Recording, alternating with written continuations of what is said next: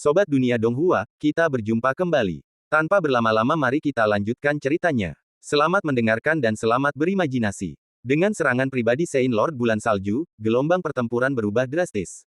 Sosok berkilauan itu langsung menembus langit yang kacau, meninggalkan anggota tubuh yang patah dan remuk. Satu orang saja sudah cukup untuk membalikkan keadaan, reputasi Saint Lord sungguh tak terbantahkan. Aura mengerikan menerpa Yi Feng. Pemuda berpakaian hitam dan dua saudaranya yang lain, dengan ekspresi muram, hendak menyerang. Tiba-tiba, teriakan pedang menggema di langit dan bumi, seperti auman naga. Om, semua orang mengalihkan pandangan. Tak seorang pun melihat pedang itu terhunus, hanya cahaya pedang panjang Yi Feng yang berkilauan di tangannya. Ribuan kultivator mundur ketakutan melihat cahaya dingin yang berkilauan. Dengan satu sambaran petir, pria itu menangkis serangan Saint Lord. Aura pedang yang mengerikan langsung menghilang di udara, menyebar seperti benang. Melihat pemandangan aneh itu, bahkan mata Saint Lord pun menjadi gelap. Aura pedang agung, bisiknya, membungkam seluruh medan perang di langit. Sudah menjadi rahasia umum bahwa kultivator pedang adalah yang paling tangguh dan langka di antara para kultivator, dan yang lebih langka lagi adalah mereka yang mampu memahami kehendak pedang. Yi Feng, meskipun masih muda, telah mencapai ranah yang mendalam, bahkan mencapai penguasaan kehendak pedang. Bakat ini tak pernah terdengar selama berabad-abad. Pada saat ini, para kultivator di mana-mana tercengang, mundur terus-menerus sambil menyaksikan dua aura mengerikan yang saling terkait itu meluas, seolah-olah menyaksikan cahaya matahari dan bulan. Hanya dalam beberapa tarikan napas, benturan antara keduanya telah mengubah tatanan langit dan bumi. Niat pedang yang tak terduga dan teknik jari beradu berkali-kali, dan ekspresi Saint Master semakin serius. Dengan raungan, ia melepaskan teknik terkuat tanah suci bulan salju di hadapan dunia. Memindahkan bunga dan mencangkok pohon. Dengan dua jari, ia melepaskan curahan energi spiritual yang tak berujung. Inilah seni bela diri rahasia tanah suci bulan salju, yang mampu menyerap energi spiritual para jenius yang tak terhitung jumlahnya untuk kepentingan mereka sendiri, melampaui kekuatan spiritual para kultivator biasa di alam yang sama lebih dari 10 kali lipat. Tusukan jari penuh kekuatan penuh Holy Lord memadat menjadi dua pelangi putih yang terlihat. Namun, kekuatan spiritual mengerikan yang membuat semua orang di sekitarnya pucat ketakutan bahkan tidak menggugah mata pemuda berpakaian hitam dan rekan-rekannya. Sebaliknya, mereka tampak terdiam dan mengantuk, komentar mereka mengelak tanpa ampun. Hanya itu, Holy Lord bulan salju ini tampaknya tidak sehebat itu. Selain tingkat kultivasinya yang sedikit lebih tinggi daripada saudara Yi, kemampuan bertarungnya kalah dalam segala hal. Kekuatan spiritualnya biasa saja. Beberapa kata ini membuat mata para murid tanah suci wilayah salju membelalak marah. Namun sebelum mereka sempat membalas, Yi Feng mengayunkan pedangnya, niat pedang dan kekuatan spiritualnya saling terkait, jauh melampaui jari Holy Lord. Mata Holy Lord terbelalak kaget melihat cahaya pedang yang berlebihan. Detik berikutnya, ledakan sonik mengguncang langit dan bumi. Bang! Kekuatan spiritual yang mengerikan itu hanya bertahan sesaat, dan Holy Lord tertelan oleh niat pedang dan kekuatan spiritual yang tak berujung. Tubuhnya penuh luka, dan ia jatuh ke tanah seperti layang-layang yang talinya putus. Bahkan dalam keadaan kacau balau, kengerian di matanya tetap tak tersamarkan. Ini mustahil. Aku telah mengolah dan menyerap kultivasi 20 kuali untuk mencapai alamku saat ini. Bagaimana mungkin kau memiliki kekuatan spiritual yang jauh melampauiku? Mungkin karena amarah, atau mungkin hanya diliputi rasa dendam dan keterkejutan, Saint Lord Bulan Salju benar-benar mengakui telah mengolah kuali tersebut selama pertempuran, menuai cemoohan dari para murid sekte pedang baru. Hal itu juga membuat para pemuda berpakaian hitam tertawa terbahak-bahak. Cek, kau telah menyerap kultivasi begitu banyak orang, dan kau masih sampah. Dengan tingkat kemampuan seperti ini, kau masih menyebut dirimu tanah suci. Kupikir kita bisa bertarung dengan baik, tapi aku sangat kecewa. Saudara Yi telah menyerap sebagian besar harta karun dari perbendaharaan rahasia, cukup untuk menghidupi orang biasa selama ribuan tahun. Apa arti kultivasi 20 orang bagimu? Kata-kata itu sungguh memilukan. Harta karun ribuan tahun diserap hanya oleh satu orang. Sungguh kesempatan yang mengerikan. Apakah tubuh sesat ini masih manusia? Sungguh keterlaluan. Terkejut oleh kenyataan yang mengerikan itu, separuh murid tanah suci bulan salju yang tersisa tercengang, mata mereka terbelalak ketakutan saat mereka menatap Yi Feng, menghunus pedang, di udara. Bahkan Tuan Suci yang sekarat itu menatap kosong ke arah sosok berpakaian putih dengan pedang panjang di udara, seolah-olah ia telah mengalami guncangan hebat. Baru ketika ia mendengar tawa beberapa orang, matanya berkilat malu, marah, dan dendam. Dengan darah mengalir dari sudut mulutnya, ia tertawa terbahak-bahak. Hahaha, kedalaman tanah suci kita di luar imajinasi kalian, generasi muda. Jangan berpikir bahwa hanya karena kalian mendapatkan kekuatan melalui kesempatan yang dikirim dari surga, kalian dapat memusnahkan segalanya. Dengan ini, Sang Dewa Suci berjuang untuk berdiri dan mengaktifkan formula sihirnya. Sebuah token giok muncul di hadapannya, mengisinya dengan kekuatan spiritual. Kemudian, ia berlutut dan meraung. Leluhur, musuh yang kuat sedang menyerang. Muridmu berani memintamu untuk keluar dan membantu. Sebuah gemuruh menggelegar mengguncang bumi. Semua orang tercengang, merasakan tekanan yang tak terlukiskan turun dari langit, seperti hujan gerimis yang mengaburkan pandangan namun diam-diam menyelimuti segalanya. Sungguh tekanan yang mengerikan. Tingkat kesadaran spiritual ini sungguh tidak manusiawi. Suara-suara terkejut terdengar di kerumunan, banyak yang merasakan hawa dingin di tulang punggung mereka. Yi Feng dan ketiga saudaranya juga merasakan krisis yang belum pernah terjadi sebelumnya. Saat berikutnya, riak menyebar di udara, dan seorang pria tua berambut dan berjanggut putih melangkah keluar. Wajahnya penuh jejak waktu, dan alis panjangnya mengaburkan cahaya di matanya. Meskipun tidak ada jejak energi spiritual berlebih yang terpancar dari tubuhnya, ia memancarkan aura mendalam yang membuat ribuan kultivator terpesona. Melihat pria itu muncul, guru suci Suewe dan murid-muridnya berlutut dengan penuh semangat. Salam, leluhur. Pria tua itu melirik ke bawah, melihat kehancuran, matanya dipenuhi kekecewaan. Ia menyapukan pandangannya ke ribuan sosok dari Sekte Pedang Baru, ekspresinya tak pernah berubah, seolah-olah mereka semua hanyalah semut di matanya. Baru setelah melihat kondisi terkepung dari Tuan Suci Bulan Salju, ia berbicara dengan suara yang dalam dan berwibawa. Murid, kau benar-benar mengecewakanku. Petik 2. Akhir-akhir ini, hanya ada sedikit kuali yang layak disajikan. Itu bisa dimengerti, mengingat sulitnya menemukan orang jenius, tetapi sekarang kau bahkan mengancam akan mencoreng reputasi tanah suci kami, membiarkan dirimu dipermalukan sampai sejauh ini. Apakah kau tahu kesalahanmu? Mendengar ini, Sein Lord Bulan Salju segera bersujud dan memohon belas kasihan, lalu menunjuk Yi Feng di udara dan berdebat dengan fasih.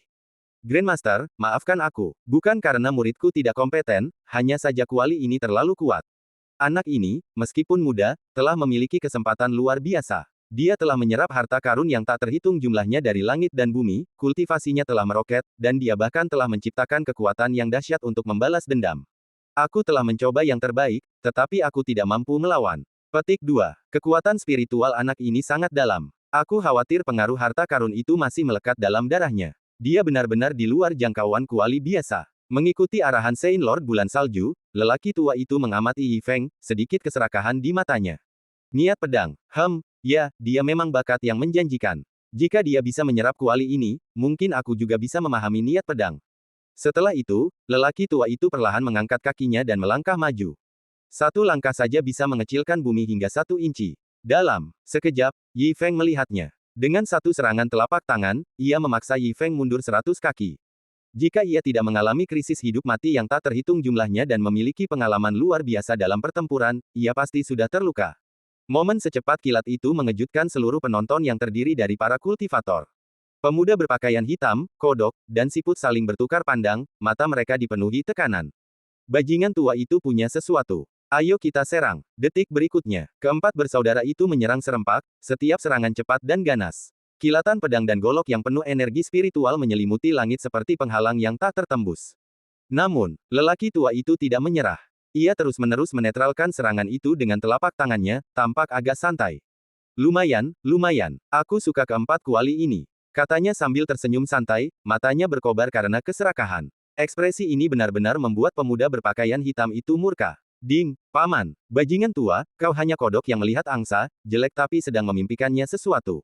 Dengan sampah sepertimu, kau pikir kau bisa menyerap kultivasi saudara-saudara kita. Dengan raungan, pemuda berpakaian hitam itu tiba-tiba melancarkan serangan yang dahsyat. Gerakannya tak terduga, telapak tangan, tinju, jari, dan jemarinya terus berubah, pikirannya bergerak sesuka hati. Gerakan yang tampak kacau itu sebenarnya mengalir seperti air yang mengalir, sempurna, masing-masing dipenuhi dengan niat membunuh yang mengerikan yang membuat bulu kuduk merinding. Melihat serangan habis-habisan pemuda berpakaian hitam itu, keempat saudara Yi Feng juga melepaskan semua semangat juang mereka, mengungkapkan semua kartu tersembunyi mereka. Tiba-tiba, berbagai gerakan mengerikan menyebar dan meledak di langit. Pria tua itu langsung kewalahan, dan kepanikan terus muncul di matanya. Apakah ini jalan membunuh, jalan pedang, melahap, apa-apaan awan kabut asam ini? Setelah beberapa ronde pertarungan saja, lelaki tua itu kewalahan dan berulang kali mundur, matanya dipenuhi rasa tak percaya dan ngeri. Mustahil. Bagaimana mungkin kalian, generasi muda, di usia semuda ini, telah menyadari jalan kultivasi kalian masing-masing, bahkan awal mulanya? Dengan satu seruan, seluruh kerumunan memucat. Kata, Dao, hanyalah mimpi, sesuatu yang hanya didengar, bahkan tak diimpikan, bagi para kultivator. Hanya para jenius legendaris yang mungkin bisa memahaminya secercah pun. Tapi sekarang, keempat bersaudara ini telah memahaminya secercah, kekuatan tempur mereka melonjak, cukup untuk melawan lawan dengan level yang lebih tinggi. Ini sungguh mengerikan. Tak seorang pun berani mempercayainya. Menyaksikan empat monster seperti itu secara bersamaan dalam hidup mereka. Saat Yi Feng bersaudara mengerahkan seluruh kekuatan mereka, Patriark Bulan Salju mundur selangkah demi selangkah, matanya dipenuhi rasa frustrasi dan penyesalan. Ia berharap mendapatkan beberapa kuali berkualitas kali ini. Tak disangka, kuali ini begitu besar hingga bisa meremukkan seseorang sampai mati. Namun, dalam sekejap, kejutan langka itu berubah menjadi teror yang mencekik. Penatua Suewe dikelilingi oleh kekuatan berbagai dao agung. Bahkan di masa muda mereka, mereka adalah kekuatan dao tertinggi, tak tertandingi oleh seni bela diri duniawi yang lebih rendah. Goresan sekecil apapun dapat membuatnya patah tulang. Seperti kata pepatah, 2 tinju tak sebanding dengan 4. Terlebih lagi, sekarang ia menghadapi 8 tinju seukuran panci kaserole. Penatua Suewe, yang sudah mendekati akhir hidupnya, tak mampu menahan amukan kekuatan Dao dan segera menemui ajalnya. Para murid Tanah Suci wilayah salju ketakutan dan melarikan diri. Dalam waktu setengah hari, Tanah Suci Bulan Salju yang berusia 1000 tahun dihancurkan oleh Sekte Pedang Baru. Perseteruan berdarah selama bertahun-tahun akhirnya terbalaskan, dan semua keluhan terselesaikan. Sejak saat itu, reputasi Master Sekte Yi Feng dan 3 pelindung Dharma bergema di seluruh 13 negara di benua selatan, dan mereka dihormati oleh jutaan orang.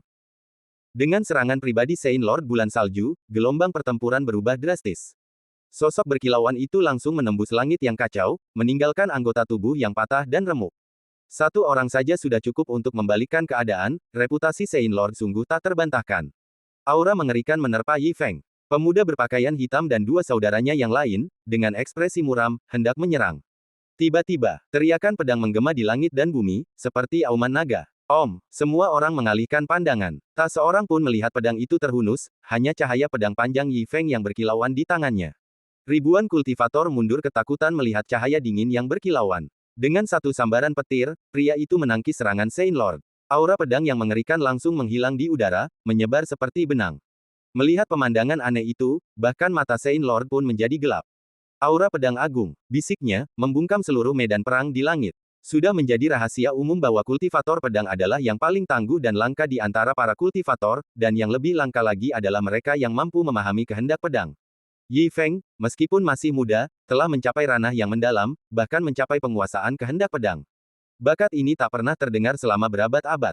Pada saat ini, para kultivator di mana-mana tercengang, mundur terus-menerus sambil menyaksikan 2 aura mengerikan yang saling terkait itu meluas, seolah-olah menyaksikan cahaya matahari dan bulan. Hanya dalam beberapa tarikan napas, benturan antara keduanya telah mengubah tatanan langit dan bumi. Niat pedang yang tak terduga dan teknik jari beradu berkali-kali, dan ekspresi Saint Master semakin serius. Dengan raungan, ia melepaskan teknik terkuat Tanah Suci Bulan Salju di hadapan dunia. Memindahkan bunga dan mencangkok pohon. Dengan 2 jari, ia melepaskan curahan energi spiritual yang tak berujung. Inilah seni bela diri rahasia Tanah Suci Bulan Salju, yang mampu menyerap energi spiritual para jenius yang tak terhitung jumlahnya untuk kepentingan mereka sendiri, melampaui kekuatan spiritual para kultivator biasa di alam yang sama lebih dari 10 kali lipat.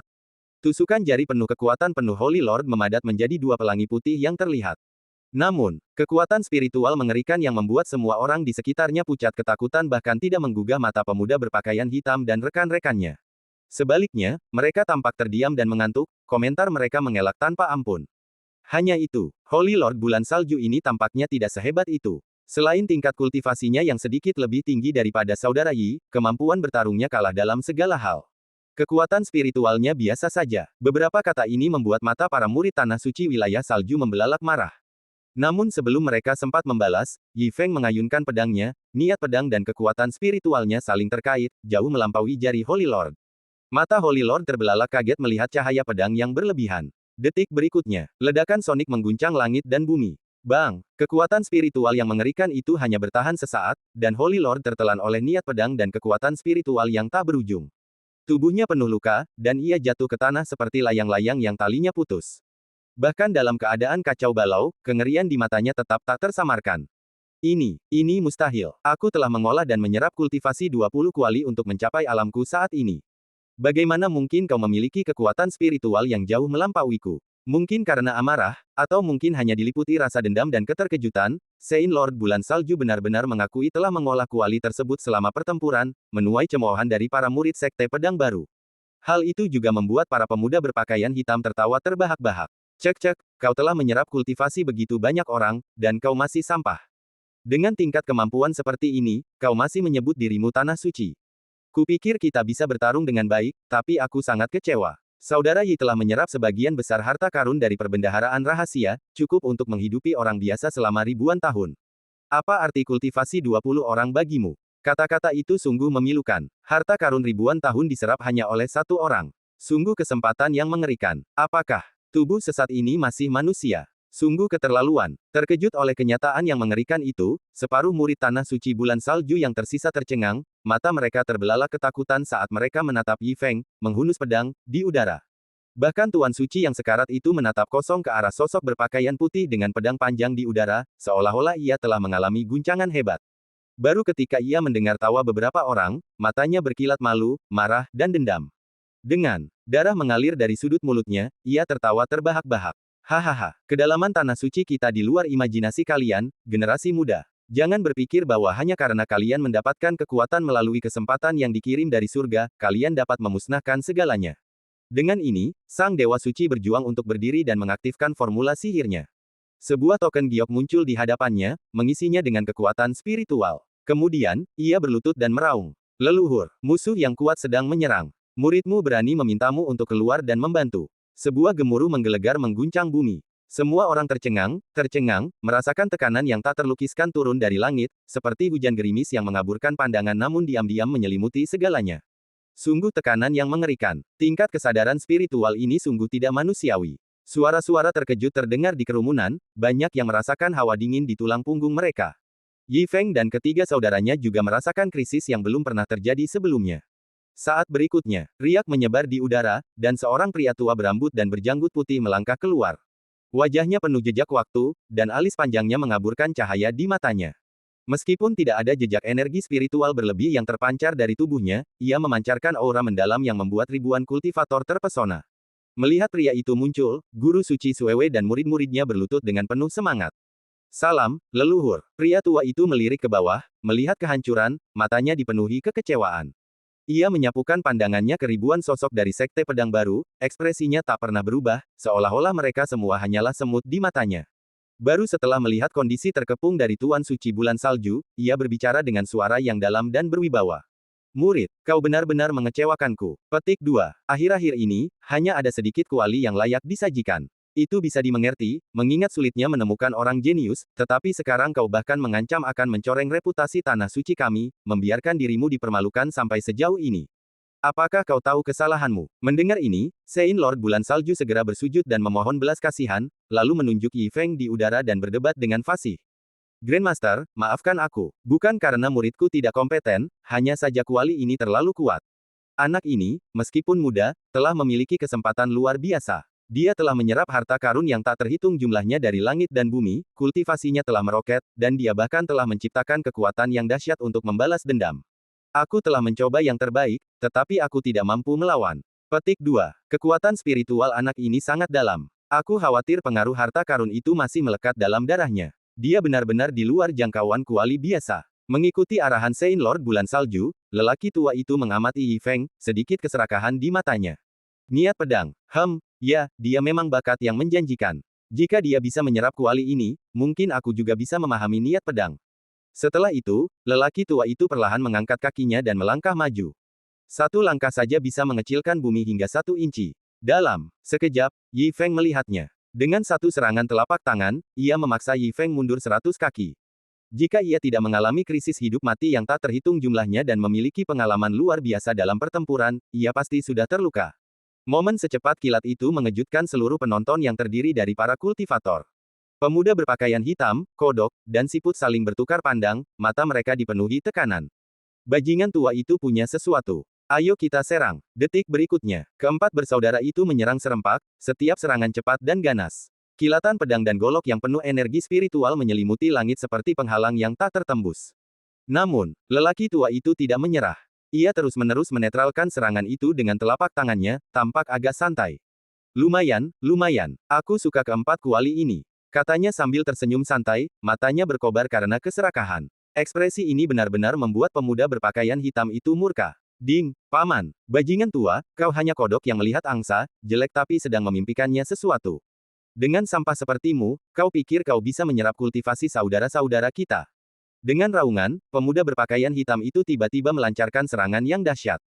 Gerakannya tak terduga, telapak tangan, tinju, jari, dan jemarinya terus berubah, pikirannya bergerak sesuka hati.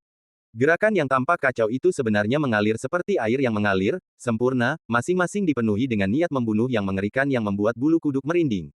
Melihat serangan habis-habisan pemuda berpakaian hitam itu, keempat saudara Yi Feng juga melepaskan semua semangat juang mereka, mengungkapkan semua kartu tersembunyi mereka. Tiba-tiba, berbagai gerakan mengerikan menyebar dan meledak di langit. Pria tua itu langsung kewalahan, dan kepanikan terus muncul di matanya. Apakah ini jalan membunuh, jalan pedang, melahap, apa-apaan awan kabut asam ini? Setelah beberapa ronde pertarungan saja, lelaki tua itu kewalahan dan berulang kali mundur, matanya dipenuhi rasa tak percaya dan ngeri. Mustahil. Bagaimana mungkin kalian, generasi muda, di usia semuda ini, telah menyadari jalan kultivasi kalian masing-masing, bahkan awal mulanya.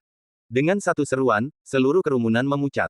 Kata, Dao, hanyalah mimpi, sesuatu yang hanya didengar, bahkan tak diimpikan, bagi para kultivator.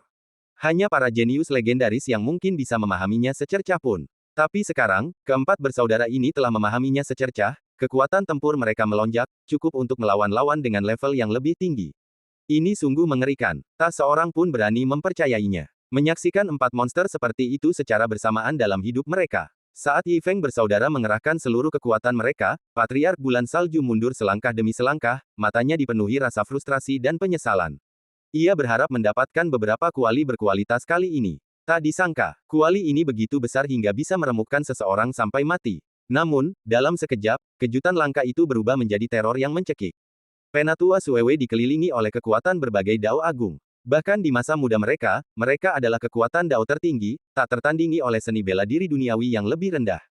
Goresan sekecil apapun dapat membuatnya patah tulang. Seperti kata pepatah, 2 tinju tak sebanding dengan 4. Terlebih lagi, sekarang ia menghadapi 8 tinju seukuran panci kaserole. Penatua Suewe, yang sudah mendekati akhir hidupnya, tak mampu menahan amukan kekuatan dao dan segera menemui ajalnya. Para murid Tanah Suci Wilayah Salju ketakutan dan melarikan diri. Dalam waktu setengah hari, Tanah Suci Bulan Salju yang berusia 1000 tahun dihancurkan oleh Sekte Pedang Baru. Perseteruan berdarah selama bertahun-tahun akhirnya terbalaskan, dan semua keluhan terselesaikan. Sejak saat itu, reputasi Master Sekte Yi Feng dan 3 pelindung Dharma bergema di seluruh 13 negara di benua selatan, dan mereka dihormati oleh jutaan orang. Setelah mencapai balas dendamnya yang dahsyat, Yi Feng memimpin Sekte Pedang Baru kembali ke negara api. Meskipun berasal dari negara Nanli, ia tak lagi menyimpan dendam di sana. Semua dendam dan kebencian telah sirna, menjadi kenangan seiring berakhirnya perang yang mengguncang seluruh negeri. Setelah pertempuran ini, pamor Sekte Pedang Baru meroket, ekspansi dan pertumbuhannya semakin pesat. Hanya dalam beberapa bulan, Sekte Pedang Baru telah menjadi raksasa yang mendominasi seluruh wilayah Cui Barat, menjadi sekte terkuat di benua selatan. Reputasinya melegenda, dengan puluhan ribu pengikut di bawah naungannya. Dominasi ini menarik kekaguman banyak orang, dan semua orang merasa terhormat bertemu Yi Feng. Namun, Dewa Pedang berjubah putih yang dipuja secara universal belakangan ini semakin pendiam, jarang terlihat di dunia seni bela diri, dan bahkan hanya sedikit di ibu kota kekaisaran yang pernah mendengar tentangnya. Larut malam, taman dipenuhi aroma harum, dan cahaya bulan bersinar bagai merkuri. Empat bersaudara duduk berhadapan di paviliun yang elegan, minum dan mengobrol. Meskipun kekuatan dan status mereka sangat besar, mereka tetap sedekat dulu di pasukan gerilya, tanpa penghalang di antara mereka, dan tanpa rasa puas diri yang mungkin dibayangkan dunia. Seluruh percakapan dipenuhi obrolan santai sehari-hari, suasana riang dan santai. Baru setelah 3 putaran anggur dan 5 hidangan berlalu, To terkekeh dan bertanya tentang rumor-rumor yang beredar baru-baru ini. Saudara Yi, banyak orang bilang kau akan menyatukan Nanzu di masa depan, dan beberapa bilang kau akan membangun sebuah kerajaan. Apa yang sebenarnya kau pikirkan? Begitu ia mengatakan ini, kedua saudara lainnya mengalihkan pandangan mereka. Sementara mereka menunggu dan menyaksikan. Yi Feng meletakkan gelasnya, tersenyum, dan menggelengkan kepalanya sedikit. Hahaha, satukan Nanzu, bangun sebuah kerajaan. Mengapa rumor dari dunia luar semakin keterlaluan? Yi Feng menatap ketiga saudara lainnya dan menjawab dengan tenang. Kami, saudara-saudara, memiliki kepribadian yang sama. Tak satu pun dari kami menginginkan kerajaan. Saat itu, kami mendirikan Sekte Pedang Baru karena hasrat balas dendam yang membara. Kami tak pernah membayangkan hari ini akan tiba. Petik 2. Sebenarnya, banyak yang takkan kukatakan, aku yakin kau bisa menebaknya. Di mataku, Yi Feng, ketenaran, kekayaan, dan urusan duniawi bagaikan awan yang berlalu. Memiliki kalian sebagai sahabat seumur hidupku, aku tak menyesal. Mendengar ini, ketiga bersaudara itu tersenyum penuh pengertian. Todd tetap penasaran, raut wajahnya penuh tekad untuk mengungkap semua ini. Saudara Yi, jika aku harus, apalagi yang kau kejar? Yi Feng berhenti sejenak, menatap bulan yang cerah di langit, lalu menjawab dengan tenang. Jika aku harus meminta sesuatu. Sekarang, aku telah mencapai ambang batas jalur pedang. Jika ada yang benar-benar kuinginkan, itu adalah menekuni jalur pedang terkuat dan memahami jalan agung pedang. Kudengar ada makam pedang Void di alam rahasia Beihan, tempat pedang-pedang terkenal di dunia yang tak terhitung jumlahnya tersegel dalam es hitam berusia 10.000 tahun. Aku tertarik untuk mengunjungi dan memahami jalur pedang. Mendengar ini, Todd dan Snell mengangguk pelan. Pemuda berbaju hitam itu sama sekali tidak terkejut, tetapi senyum mengantuk tersungging di matanya, seolah-olah ia sedang bosan dan tidak tertarik. Sambil menguap santai, ia mengeluh dengan mata berkaca-kaca. Aku tahu keinginan hatimu akan lebih remeh daripada yang dibayangkan siapapun. Mendengar ini, Todd melirik ke belakang dengan jijik dan bertanya. Bukankah itu membosankan? Menjadi pendekar pedang terkuat di dunia, memikirkannya saja sudah mengasyikkan. Jika saudara Yi mencapai keinginannya di masa depan, betapa bangganya kami, saudara-saudara. Petik 2. Itu 100 kali lebih baik daripada meninggalkan sekte dan menjadi kaisar. Katakan padaku, keinginan apa yang lebih memuaskan daripada memahami dao pedang yang agung? Seru. Tanda tanya tanda seru. Pemuda berbaju hitam itu tiba-tiba bersemangat mendengar topik ini. Ia berdiri dengan desiran. Ia menginjak bangku giok dan mulai menceritakan kisahnya dengan wajah berseri-seri. Di masa depan, aku akan menjadi bajingan paling hebat. Apa gunanya menguasai seni pedang? Bagaimana mungkin semenyenangkan bertemu dengan berbagai macam wanita cantik? Dulu, aku tak punya uang dan selalu kehilangan banyak wanita cantik. Ketika aku tak berdaya melindungi orang lain, aku bertemu dengan wanita cantik yang kucintai. Memikirkannya kembali kini menghancurkan hatiku. Tak ada di dunia ini yang lebih memilukan daripada ini. Entah sudah berapa kali hatiku ditikam oleh kenyataan pahit. Aku sudah patah hati lebih dari 9.000 kali. Sekarang, aku tak akan pernah membiarkan ini terjadi lagi. Seumur hidupku, aku akan merasakan kemegahan dunia, meninggalkan ribuan legenda, menjadi playboy paling menawan di dunia, dan membuat banyak wanita cantik jatuh cinta padaku. Pemuda berpakaian hitam itu dengan santai memetik sekuntum bunga dari samping, menggigitnya, dan mencondongkan tubuh ke samping dalam pose menawan dan penuh kasih sayang. Kemudian, ia menatap kerumunan dengan tatapan puas. Bagaimana menurutmu? Bukankah ambisiku terlalu mengada-ada? Tanyanya, menatap gestur genit itu. Todd menggeleng tanpa berkata-kata, mengeluh dengan nada menghina. Sudah berapa banyak gadis yang kau temui dan kau sukai? Apa kau benar-benar tak terkalahkan? Kau menggoda semua jenis wanita, dan kau bahkan tidak merasa lelah. Menurutku, makan dan minum lebih menarik. Aku lebih suka tinggal di sekte pedang baru kita, makan dan minum dengan baik setiap hari. Hidup yang sudah termasuk makanan dan penginapan adalah hidup yang sempurna. Di dekatnya, siput itu sudah tertidur, ingusnya menggelembung cukup besar untuk memantulkan cahaya bulan purnama. Meskipun diam, tindakannya menunjukkan bahwa tidak ada yang lebih menyenangkan siput itu selain tidur. Melihat itu, pemuda berpakaian hitam itu terdiam, terlalu malas untuk berdebat. Setelah denting gelas lagi, ia menghilang ke awan, kehadirannya terlupakan, tawanya yang tak terkendali bergema di langit malam. Aku akan mencari beberapa gadis untuk bersenang-senang. Silakan minum dengan tenang, dan sampai jumpa lagi. Mendengar tawa itu, Yi Feng juga tersenyum tipis. Kedua saudara ini, yang masih begitu riang dan tanpa beban, meskipun tahu mereka akan segera berpisah, tidak mengucapkan selamat tinggal seperti kebanyakan orang. Pertemuan tak terduga menjadi sahabat sejati. Mereka hanya bertemu sekali, tetapi sejak itu, mereka telah melewati tahun-tahun sulit bersama, menjadi sahabat yang tabah menanggung kesulitan. Ikatan ini sungguh tak terlukiskan. Sebuah perpisahan yang membahagiakan, sebuah janji untuk bersatu kembali. Melalui suka duka, di tengah puncak kesuksesan dan ketenaran, mereka tetap setia pada cita-cita awal mereka, berpisah dengan anggun dan mengejar impian masing-masing. Tak ada yang lebih membahagiakan dalam hidup ini selain perpisahan ini. Perpisahan ini terasa seperti pengulangan, pengalaman yang familiar dan menggugah, masa lalu masih terpatri jelas di benak mereka. Semuanya sama seperti dulu. Yi Feng tersenyum haru, menyadari bahwa ikatan persaudaraan ini telah melewati ujian yang tak terhitung jumlahnya. Sekalipun mereka terpisah jarak bermil-mil dan waktu berlalu, mereka tetap bisa menikmati reuni. Saat gelas anggur terakhir habis, Todd tampak masih terpaku, menyipitkan mata, dan tersenyum penuh arti. Saudara Yi, anggur bunga persik ini sungguh nikmat. Lain kali, ayo kita minum, siapkan beberapa ratus toples lagi dan minum sampai kita mabuk. Senyum Yi Feng melebar mendengarnya. Oke, lain kali. Ia tahu lebih dari siapapun bahwa anggur bunga persik bukan sekadar anggur yang kaya dan nikmat. Kedua saudara ini menyukainya, tetapi mereka tidak benar-benar meminumnya demi persaudaraan. Perut Todd bagaikan lubang tanpa dasar, selalu tampak seperti pemakan malas dan rakus. Bahkan jika kau mengosongkan beberapa restoran, itu tidak akan cukup untuknya sendiri. Sayangnya, anggur bunga persik sangat murah, dan di tempat seperti ibu kota kekaisaran, di mana setiap jengkal tanah berharga, sulit untuk menemukannya. Jadi, setiap kali ia minum, Todd sangat menahan diri, hanya menghabiskan setoples, yang langsung habis dalam sekejap. Ia hanya ingin berbagi anggur berkualitasnya dengan saudaranya. Todd tidak mengatakannya, tetapi Yi Feng tahu segalanya. Sayangnya, dengan berkembangnya sekte, ia terus-menerus dibebani dengan hal-hal duniawi, dan nafsu makan Todd sangat membengkak. Yi Feng telah mengirim orang untuk mengambil anggur bunga persik beberapa kali, tetapi ia belum berhasil membuatnya kenyang. Jika ada waktu berikutnya, aku akan mempersiapkan diri selama 10 hari atau bahkan setengah bulan. Bahkan jika aku harus menghabiskan semua anggur bunga persik di negara api, aku akan membuat saudara ini mabuk. Malam semakin larut, cangkir itu kosong. Saat yang tepat untuk perpisahan yang tenang. Yi Feng perlahan berdiri dan berjalan keluar dari petak bunga. Tepat saat ia hendak melangkah keluar pintu, suara Todd bergema di belakangnya. Saudara Yi, hati-hati. Aku pasti akan melindungi sekte pedang baru kita dengan baik, dan menunggumu kembali dan mabuk bersama.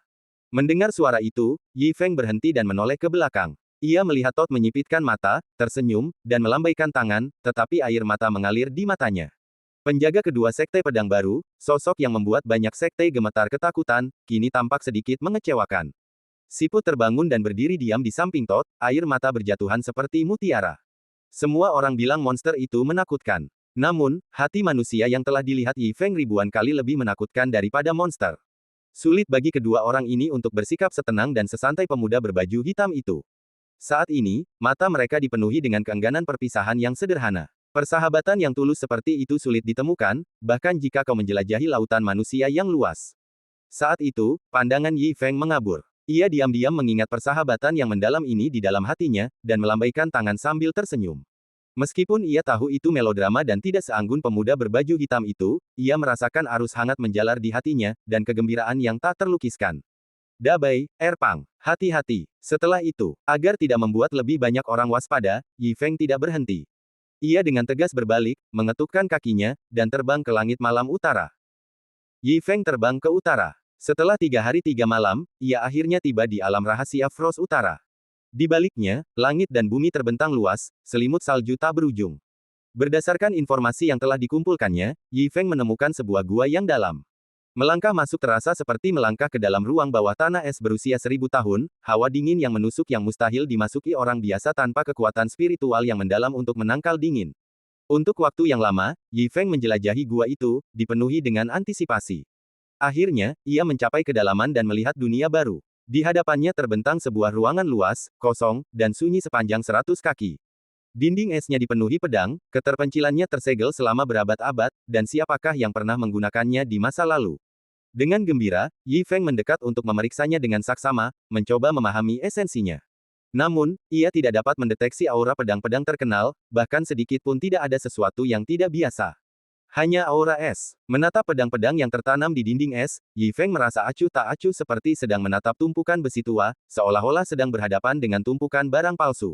Tak sedikit pun emosi terlintas di benaknya. Setelah mengamati dengan saksama, alis Yi Feng sedikit berkerut. Apakah ini benar-benar makam pedang Void yang legendaris? Tempat ini bahkan tidak sesuai dengan namanya. Tapi kalau ini bukan makam pedang Void, siapa yang mau bersusah payah membangun gua di dalam es berusia 10.000 tahun ini, menyegel begitu banyak pedang berharga? Berbagai pertanyaan membanjiri benaknya, dan semakin Yi Feng melihat sekeliling, semakin aneh rasanya. Tiba-tiba ia berpikir, ia menghunus pedangnya. Set, set. Beberapa sinar pedang melesat, aura pedang mereka yang tak tertandingi menembus dinding es di sekitarnya yang dipenuhi pedang-pedang terkenal. Detik berikutnya, secara mengejutkan, tidak ada suara benturan yang menggetarkan bumi. Sinar pedang ditelan oleh dinding es di sekitarnya, yang kemudian mulai beriak seperti air, menghancurkan dan melenyapkan berbagai pedang seperti bunga berkilauan dan bulan berair. Melihat pemandangan aneh itu, mata Yi Feng berbinar-binar. Tentu saja. Petik 2. Ini memang makam pedang Void, tetapi semua yang kulihat sekarang hanyalah ilusi terlarang. Hanya mereka yang telah menguasai jalur pedang yang dapat melihat kebenaran. Saat dinding es di sekitarnya beriak seperti air, antisipasi Yi Feng tumbuh. Dalam beberapa tarikan napas, ruangan yang sebelumnya beku dan sunyi menjadi sangat kacau, seperti kehampaan tanpa ujung yang terlihat. Energi pedang yang tak terhitung jumlahnya muncul, melintasi area sekitarnya seperti aliran cahaya. Swiss, Swiss. Aliran energi pedang terus mengalir di sekelilingnya. Yi Feng merasa seolah-olah ia tenggelam dalam kedalaman kembang api, merasakan misteri lautan niat pedang, pemahamannya terus meningkat. Setelah waktu yang tak diketahui, pemahaman Yi Feng tentang jalur pedang mencapai tingkat baru, dan ia dapat dengan jelas melihat energi pedang dan niat pedang mengalir bola-balik. Berkelana dalam kehampaan misterius ini, Yi Feng, bahkan sendirian, menemukan kegembiraan dan kelupaan, melupakan segalanya di dunia. Setelah menyaksikan berbagai niat pedang, Yi Feng benar-benar memasuki kondisi mistis. Bahkan dengan mata tertutup, ia dapat beresonansi dengan sinar pedang yang melintas di sekelilingnya, dengan jelas merasakan aliran niat pedang, seolah-olah ia sendiri adalah pedang. Pada saat itu, suara dengungan tiba-tiba meletus dari kehampaan tak terbatas di atasnya. Suara halus itu, seperti auman naga, menggetarkan detak jantungnya, memaksanya untuk membuka mata, berharap untuk menemukan sumbernya. Sayangnya, yang ia lihat hanyalah turbulensi kehampaan dan niat pedang yang tak berujung. Sesuatu seolah memanggilnya dari kedalaman kehampaan yang tak dikenal, lokasi yang jauh dan tak dikenal yang menghantui Yi Feng, membuatnya sulit untuk menenangkan pikirannya sebelumnya. Semakin ia melihat, semakin jantungnya berdebar kencang. Yi Feng dengan tegas menyalurkan seluruh kultivasinya dan melesat menuju kedalaman tak berujung. Dalam sekejap, hujan pedang menghujani dari langit, melesat ke arahnya bagai aliran cahaya. Meskipun ilmu pedang Yi Feng telah mencapai tingkat baru, memungkinkannya untuk mengerahkan niat pedang demi melindungi tubuhnya dari hujan pedang tanpa perlu menggunakan pedangnya, tetap saja sulit baginya untuk tetap utuh. Swosh! Swosh! Energi pedang yang tak berujung mengalir deras bagai sungai. Yi Feng menggertakkan gigi dan menghadapi tantangan itu. Tak lama kemudian, ia sudah hancur berkeping-keping, tubuhnya dipenuhi bekas luka. Ia tak tahu seberapa jauh ia telah terbang, berapa banyak kesulitan yang telah ia tanggung. Yi Feng akhirnya mencapai tepi kehampaan dan melihat pedang panjang itu, melayang di udara, diselimuti cahaya redup. Ia sudah kelelahan, tetapi ia tak bisa menahan hasratnya. Ia tak bisa menahan diri untuk menyentuhnya, merasakan energi pedang dari senjata suci ini. Tiba-tiba, pedang itu berubah menjadi aliran cahaya dan menembus dahi Yi Feng. Dalam sekejap, Yi Feng merasa seperti ditusuk ribuan pedang. Rasa sakit yang tak terlukiskan terus menggerogoti hatinya. Bahkan hati daunnya yang tak tergoyahkan pun tak mampu menahan siksaan yang tak tertandingi.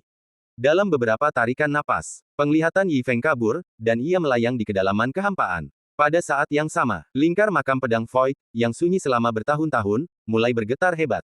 Di seluruh alam rahasia Beihan, gunung-gunung runtuh dan bumi retak, gletser runtuh, dan bumi bergemuruh tanpa henti. Fenomena aneh ini membuat banyak kultivator khawatir, dan bagaikan embusan angin, berita itu dengan cepat menyebar ke seluruh benua. Tak lama kemudian, berita tentang runtuhnya makam pedang Void menyebar jauh dan luas, mengguncang seluruh benua Tianyuan. Banyak tetua terbangun dari kamar fana mereka, dan keluarga-keluarga bangsawan besar muncul satu demi satu. Benua Selatan. Di utara negara api yang berapi-api, Menara Tianxiang yang terkenal. Saat itu, pintu-pintu Menara Tianxiang tertutup rapat, seluruh bangunan dihuni selama beberapa hari oleh sosok misterius, menyebabkan banyak prajurit bangsawan mengamuk di luar, namun tak berani bersuara. Di dalam, seorang pemuda berpakaian hitam duduk dengan tenang di aula utama, dikelilingi oleh wanita-wanita cantik jelita. Beberapa menyajikan teh, yang lain memijat bahu dan punggung, dan yang lainnya bernyanyi dan menari di atas panggung. Kemanapun ia memandang, terhampar pemandangan yang memukau. Menikmati belayan lembut, pemuda berpakaian hitam itu memasang ekspresi riang, sesekali tertawa terbahak-bahak, telah lama melupakan semua urusan duniawi, menikmati dirinya seolah-olah di surga. Terlepas dari hiruk-pikuk di luar, di sini hanya ada nyanyian dan tarian. Melihat kegembiraan itu, pemuda itu berseru kagum, melemparkan beberapa keping emas. Lumayan, kamu menari dengan baik, aku akan memberimu hadiah. Dalam sekejap, para wanita cantik di ruangan itu tertarik oleh emas itu, dan saat mereka berebut mendapatkannya, banyak dari mereka menunjukkan kegembiraan dan memujinya tanpa henti. Tuan, Anda sangat tampan. Guru, Anda sangat bijaksana dan berani, Anda yang terbaik di dunia. Mendengar ini, pemuda berbaju hitam itu tertawa lebih keras lagi, dengan santai melemparkan lebih dari selusin emas batangan, membawa suasana perjamuan ke puncaknya. Tepat saat itu, wanita yang masih menawan itu bergegas menghampiri, menawarkan kata-kata persuasif yang mendesak. Tuan, ini mengerikan. Akhir-akhir ini ada desas-desus bahwa makam pedang Void telah hancur, dan seluruh dunia seni bela diri sedang kacau. Ada begitu banyak orang kuat di luar sana, dan aku khawatir kota kecil kita juga akan kacau. Apa yang harus kita lakukan? Mendengar ini, semua wanita cantik yang hadir tampak panik. Namun, pemuda berbaju hitam itu tetap tenang, melambaikan tangan dan tersenyum untuk meyakinkan semua orang. Apa masalahnya? Kerusuhan tidak bisa dihindari di dunia seni bela diri. Biarlah, dengan aku di sini, siapa yang berani bertindak gegabah? Teruslah bermain, teruslah menari. Mendengar kata-kata yang mendominasi ini, para penari berhasil menenangkan diri, bersiap untuk terus bernyanyi dan menari. Musik perlahan memenuhi aula. Tepat saat suasana hampir tenang, giok di pinggang pemuda itu tiba-tiba berkilauan. Melihat token giok, yang belum pernah menyala, berkedip-kedip tanpa alasan, minat pemuda berpakaian hitam itu sempat meredup. Bingung, ia membuka token itu. Saat ia menyalurkan energi spiritualnya, sebaris kata muncul di depan matanya. Token kehidupan kakak Yi rusak. Seketika, pemuda berpakaian hitam itu tiba-tiba berdiri, senyum mabuknya lenyap sepenuhnya. Sebelum yang lain sempat bereaksi, ia melesat ke langit, menembus menara Tianxiang dan menghilang ke awan. Sosoknya yang anggun menarik kekaguman para wanita cantik di tanah, tetapi terlepas dari pesonanya yang memikat, pemuda berpakaian hijau itu menolak untuk berlama-lama, meninggalkan para wanita cantik itu dengan tatapan penuh penyesalan. Mereka hanya bisa menyaksikan dengan sedih saat aliran cahaya melesat menuju langit. Cahaya itu melesat di langit, mengalir siang dan malam, tak pernah berhenti. Bahkan sebelum mendarat di alam rahasia Gletser yang hancur, pemuda berpakaian hitam itu tetap tak percaya, tatapannya yang rumit bergetar saat ia menatap tajam ke arah makam pedang Void yang jauh dan hampir tak terlihat. Di sampingnya, Todd dan Snell sudah berada di sana sejak lama. Melihat pemuda itu seperti ini, mereka berdua memasang ekspresi berat. Seolah-olah hendak berbicara tetapi tak bisa. Sebelum mereka sempat mengucapkan kata-kata penghiburan. Pemuda berpakaian hitam itu, dengan raut wajah penuh tekad, langsung duduk bersila di atas es yang pecah. Kau tak akan mati. Kita berjanji untuk hidup dan mati bersama. Aku akan menunggumu di sini. Melihat tatapan itu, Todd dan Snell tetap diam-diam mengikutinya. Ketiga bersaudara itu menatap tajam ke arah makam pedang Void. Jelas, yang mereka lihat hanyalah es yang pecah, tetapi mereka tak pernah mengalihkan pandangan darinya. 5 tahun berlalu dalam sekejap mata. Semua orang mengira Yi Feng telah tiada, dan gengsi sekte pedang baru telah merosot. Bahkan dengan kodok dan siput di pucuk pimpinan, berjuang mempertahankan sekte yang luas itu, kejayaannya tak lagi seperti dulu. Namun kodok dan siput tak pernah menyerah, senantiasa melindungi sekte, tak pernah mempertimbangkan untuk pergi. Sembari menjaga fondasi dengan tekun, mereka juga menyempatkan diri mengunjungi makam pedang Void dan mengirimkan perbekalan kepada pemuda berpakaian hitam yang masih bertahan di sana hingga kini. 5 tahun berlalu dalam sekejap, dan segalanya telah berubah. Bahkan di dalam sekte pedang baru, banyak murid telah pergi. Hanya 3 bersaudara ini, seperti yang mereka lakukan bertahun-tahun lalu, yang dengan sabar menunggu kepulangan Yi Feng. Di kedalaman kehampaan yang tak diketahui. Sementara dunia luar telah mengalami perubahan luar biasa dalam 5 tahun terakhir, kekacauan di sini tetap tak berubah. Hamparan luas ruang hampa, tandus kecuali energi pedang yang bergema, tak ada yang lain yang terlihat, seperti lautan gelap tak berujung. Tiba-tiba, di tengah dunia yang kacau ini, seberkas cahaya redup berkelap-kelip. Dari kejauhan, cahaya redup itu tampak seperti setitik debu, terlalu kecil untuk menerangi sekelilingnya, seakan terancam ditelan kegelapan di sekitarnya kapan saja. Entah berapa lama waktu telah berlalu. Cahaya redup itu semakin terang, menerangi area di sekitarnya lebih dari 30 cm. Sosok Yi Feng akhirnya muncul, dan tanda berbentuk pedang emas di dahinya bersinar semakin terang. Cahaya redup itu terpancar dari tanda ini. Pada saat ini, cahaya tanda itu mulai menyebar ke kulit di sekitarnya, perlahan meluas dan semakin terang dengan kecepatan yang nyaris tak terlihat oleh mata telanjang. Perubahannya hampir tak terlihat, namun tampaknya menyimpan kekuatan misterius, yang menyebabkan tubuh Yi Feng mulai pulih. 2 tahun kemudian, Yi Feng, yang terus melayang di kehampaan, mulai memancarkan cahaya dari sekujur tubuhnya. Cahaya itu kemudian kembali ke dahinya dan mengalir ke tanda berbentuk pedang itu, seolah diserap oleh tubuhnya. Akhirnya, tanda di dahinya lenyap. Yi Feng akhirnya membuka matanya. Ia mendapati dirinya melayang di kehampaan. Tak ada lagi energi pedang atau aura pedang yang terlihat di sekitarnya. Hanya arus deras yang bergejolak, mendorongnya semakin dalam. Tiba-tiba, banjir kenangan membanjiri pikiran Yi Feng, menyebabkan matanya terbelalak. Tempat apa ini? Aku jelas-jelas memasuki makam pedang kekosongan, jadi bagaimana aku bisa berakhir di sini? Sekte, saudara, aku telah memasuki jalan pedang. Saatnya kembali. Yi Feng berjuang untuk memobilisasi energi spiritualnya, bangkit dan terbang ke arah yang berlawanan. Tiba-tiba, arus deras kehampaan yang tak terhitung jumlahnya menyerbu ke arahnya. Boom! Kekuatan mengerikan itu jauh lebih kuat daripada angin kencang. Yi Feng terguncang oleh kekuatan itu, dan ia hanya bisa mengerahkan kultivasinya untuk melawan.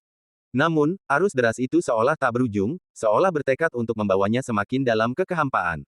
Tanpa persediaan atau ramuan tambahan, kultivasi Yi Feng terus-menerus terkuras. Setiap tarikan napas kemajuan membutuhkan pengeluaran energi spiritual yang signifikan. Ketika satu sisi menguat sementara sisi lainnya melemah, energi spiritual Yi Feng pun terkuras dengan cepat. Tubuhnya, yang melemah hingga kelelahan, hanya mengandalkan pikiran dan tekad pedangnya untuk menahan gejolak yang tak berujung, melangkah maju selangkah demi selangkah menuju jalan pulang. Setahun penuh berlalu, pikiran dan tubuh Yi Feng terasa berat hingga batasnya, kesadarannya hampir memudar. Sekalipun ia telah mencapai terobosan menuju kesempurnaan agung tekad pedang dan mencapai alam yang lebih tinggi, ia masih akan berjuang untuk menahan siksaan gejolak yang tak berujung. Ia bertahan hingga saat ini berkat hati Taoisnya yang teguh dan tekadnya yang teguh untuk pulang. Apapun rintangannya, ia harus kembali. Bahkan setelah setahun tersiksa, Yi Feng masih ingat segalanya. Ia telah berjanji kepada Erpang bahwa ia akan minum banyak-banyak bersama saudara-saudaranya. Ia ingat bertekad untuk mengumpulkan anggur bunga persik yang cukup saat mereka minum lagi agar Erpang mabuk. Ia juga ingat tekad pemuda berpakaian hitam itu untuk melihat warna-warna cerah dunia. Dan 1 atau 2 ons perak yang telah lama didambakan itu. Ketika mereka bertemu di masa depan, ia pasti akan mendengar banyak bualan dan tawa yang lucu. Semua kenangan ini tetap tak terlupakan, terutama ikatan persaudaraan yang berharga, yang melampaui segalanya, membuat Yi Feng tak bisa melepaskannya. Inilah satu-satunya motivasi yang membuatnya bertahan hingga saat ini. Sayangnya, setelah setahun kelelahan, ia hampir tak bisa bergerak, hanya mengandalkan tekad pedang tertinggi yang merasuki tubuhnya untuk menahan gejolak tak berujung di hadapannya. Perjalanan yang sulit ini sangat menyiksa tubuh dan pikirannya. Jika itu adalah seorang kultivator biasa, mereka hanya akan bertahan beberapa tarikan napas di dunia hampa ini sebelum hancur. Setelah bertahan sampai titik ini, Yi Feng telah melampaui batasnya. Mungkin di saat berikutnya, ia juga akan musnah, baik secara fisik maupun spiritual. Mungkin selalu ada jalan keluar. Tepat ketika energinya hampir habis, kesadaran Yi Feng yang sudah sia-sia tiba-tiba bersinar dengan cahaya kecil seperti nyamuk. Pedangnya juga merasakan adanya celah di angkasa. Ini bisa jadi merupakan titik lemah di kehampaan ini. Sekalipun ia tidak sepenuhnya yakin, ini mungkin satu-satunya kesempatannya untuk bertahan hidup. Yi Feng kini telah hancur berkeping-keping. Ia tak mampu berpikir lebih jauh. Ia segera membakar perahunya, menguras habis sisa-sisa pikirannya. Ia mengerahkan seluruh kekuatannya untuk mengendalikan energi pedang yang melindunginya dan menyerbu ke arah titik lemah itu. Energi pedang yang dahsyat itu mengembun menjadi senjata suci, menyerbu ke arah titik lemah itu. Akhirnya, dunia hampa ini terkoyak. Detik berikutnya, turbulensi kehampaan di sekitarnya terserap ke dalam retakan, membentuk pusaran raksasa di depan matanya. Yi Feng, mengikuti energi pedang dan turbulensi itu, juga terjun ke dalam retakan yang tak dikenal itu, kehilangan kesadaran sepenuhnya. Dan cerita pun berakhir, nantikan cerita selanjutnya. Terima kasih telah mendengarkan.